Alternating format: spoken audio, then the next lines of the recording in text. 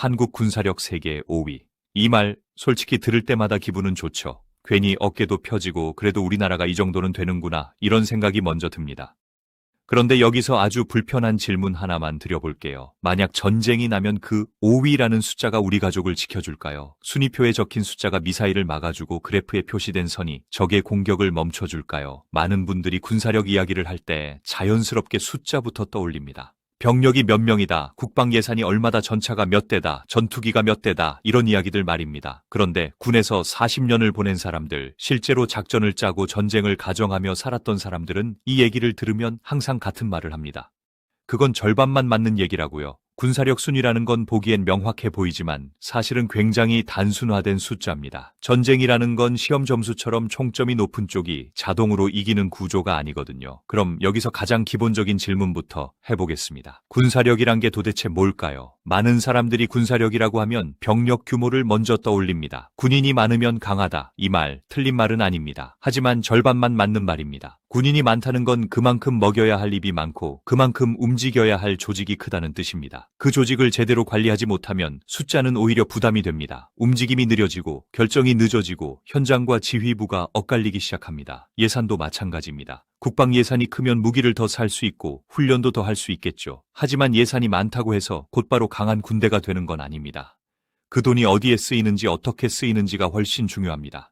실제로 세계적으로 국방 예산이 우리보다 훨씬 많은 나라들 중에서도 전쟁 수행 능력이 기대만큼 나오지 않는 사례는 역사 속에 너무 많습니다. 돈은 많았지만 정보가 없었고 지휘 체계가 흔들렸고 현장은 혼란스러웠던 경우들입니다. 그래서 군 내부에서는 이렇게 말합니다. 군사력은 숫자와 장비의 합이 아니라 결정과 실행의 속도라고요. 상황이 발생했을 때 얼마나 빨리 정보를 모으고 그 정보를 바탕으로 누가 결정을 내리고 그 결정이 현장까지 얼마나 정확하게 전달되느냐, 그리고 그 명령이 현장에서 제대로 실행되느냐, 이 모든 과정이 끊기지 않고 이어질 때 비로소 군사력이 됩니다. 여기서 중요한 건 이 중 하나라도 어긋나면 아무리 좋은 무기와 아무리 많은 병력이 있어도 힘을 제대로 쓰지 못한다는 점입니다. 그래서 군사력 세계 5위라는 말은 틀린 말은 아닙니다. 하지만 그 숫자만 믿고 안심하는 순간 가장 위험해집니다.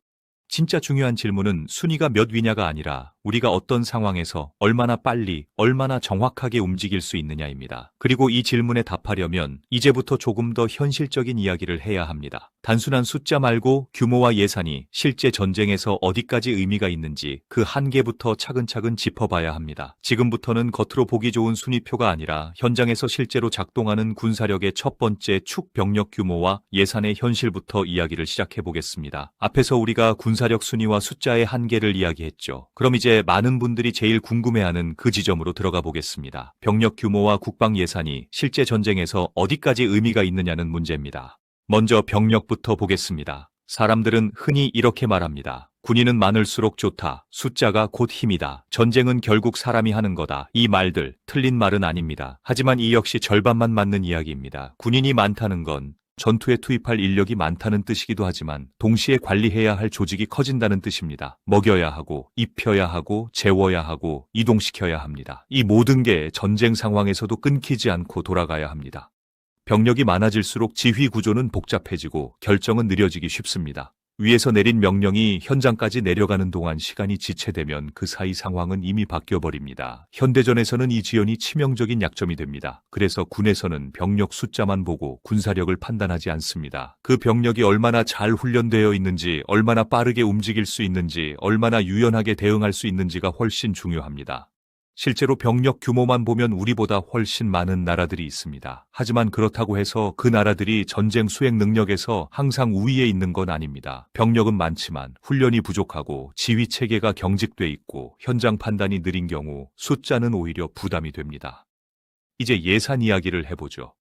국방 예산 이야기가 나오면 사람들은 자연스럽게 미국을 떠올립니다. 미국은 압도적입니다. 전 세계 국방비를 다 합쳐도 미국 하나만 못하다는 말이 괜히 나오는 게 아닙니다. 그 다음이 중국이고 그 뒤로 여러 나라들이 줄을 서 있습니다. 우리나라는 예산만 놓고 보면 상위권이긴 하지만 압도적인 수준은 아닙니다. 이 사실을 숨길 필요도 없습니다. 그럼 여기서 이런 생각이 들 수 있습니다. 예산이 적으면 군사력도 약한 거 아니냐? 이 질문 역시 단순화된 생각입니다. 국방 예산은 얼마를 쓰느냐보다 어디에 쓰느냐가 중요합니다. 무기를 사는 데만 돈을 쏟아붓는다고 강한 군대가 되는 건 아닙니다. 정비가 안 되면 장비는 서서히 죽어가고 훈련이 부족하면 장비는 종이에 적힌 숫자에 불과해집니다. 그리고 예산에는 보이지 않는 차이가 있습니다. 어떤 나라는 예산의 상당 부분이 인건비와 유지비로 빠져나가고 어떤 나라는 연구개발과 훈련에 집중 투자합니다. 같은 돈을 써도 결과는 완전히 달라집니다.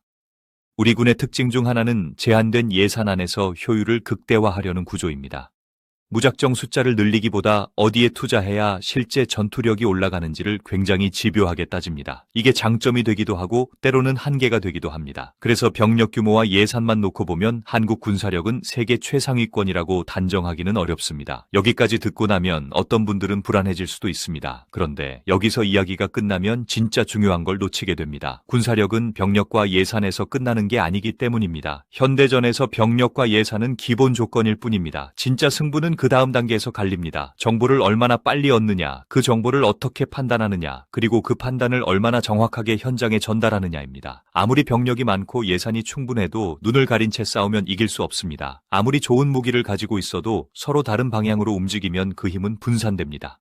그래서 군 내부에서는 이렇게 말합니다. 병력과 예산은 전쟁에 들어가기 위한 입장권일 뿐이라고요. 진짜 승부는 정보력과 지휘 통제에서 갈린다고요. 이제부터는 한국 군사력의 다음 축을 봐야 합니다. 눈에 잘 보이지 않지만 전쟁의 흐름을 완전히 바꿔놓는 요소, 정보력과 지휘 통제 능력, 그리고 그 위에 얹혀있는 기술과 방산의 현실까지 이제 그 이야기로 한 걸음 더 들어가 보겠습니다. 이제부터가 많은 사람들이 잘 보지 못하는 군사력의 진짜 핵심입니다.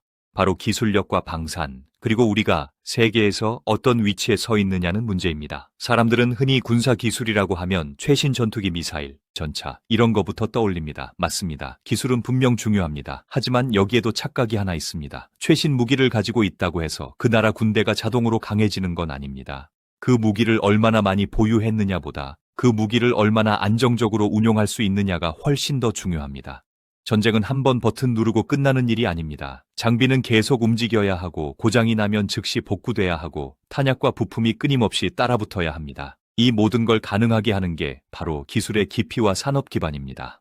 그래서 군 내부에서는 이렇게 말합니다. 진짜 강한 무기는 전시에 고장나지 않는 무기라고요. 그리고 고장이 나더라도 스스로 고칠 수 있는 무기라고요. 여기서 한국 군사력의 위치가 조금 다르게 보이기 시작합니다. 우리나라는 단순히 무기를 사서 쓰는 나라가 아니라 점점 무기를 설계하고 생산하고 수출하는 나라로 바뀌고 있습니다. 방산 수출 이야기가 요즘 많이 나오죠. 전차, 자주포, 미사일, 방공체계, 이런 것들이 세계 시장에서 실제로 선택받고 있습니다. 이건 단순한 자랑거리가 아닙니다. 방산 수출이 늘어난다는 건 두 가지를 동시에 의미합니다. 첫째, 우리 무기가 실전에서 통할 거라는 신뢰를 받았다는 뜻이고, 둘째, 그 무기를 우리가 스스로 끝까지 관리할 수 있다는 뜻입니다. 전쟁이 났을 때 부품 하나가 부족해서 무기가 멈춘다면 그건 무기 문제가 아니라 국가 시스템의 문제입니다. 그래서 자체 생산 능력과 기술 축적은 전쟁 억제력과 직결됩니다.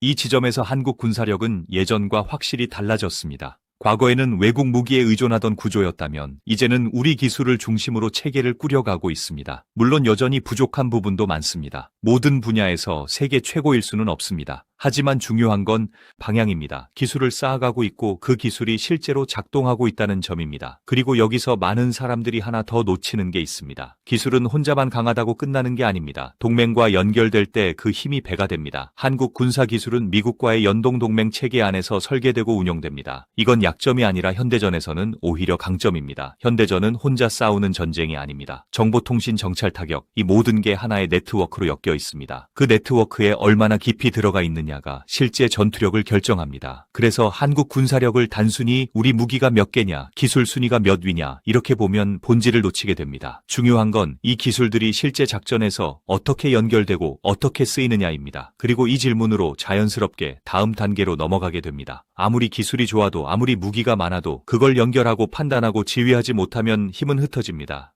그래서 군사력의 다음 핵심은 정보력과 지휘 통제입니다. 눈에 보이지 않지만 전쟁의 승패를 사실상 결정하는 영역. 이제부터는 그 이야기를 조금 더 깊이 들여다봐야 할 시간입니다. 이제부터는 군사력 이야기에서 가장 중요하지만 사람들이 제일 체감하지 못하는 영역으로 들어가겠습니다. 바로 정보력과 지휘 통제입니다. 많은 분들이 전쟁을 상상할 때 총과 미사일이 먼저 떠오르지만 실제로 전쟁의 승패를 가르는 건 누가 먼저 쐈느냐가 아니라 누가 먼저 받느냐입니다. 상대가 어디에 있는지, 무엇을 준비하고 있는지, 지금 이 순간 어떤 움직임을 보이고 있는지 이걸 먼저 아는 쪽이 전쟁의 주도권을 잡습니다.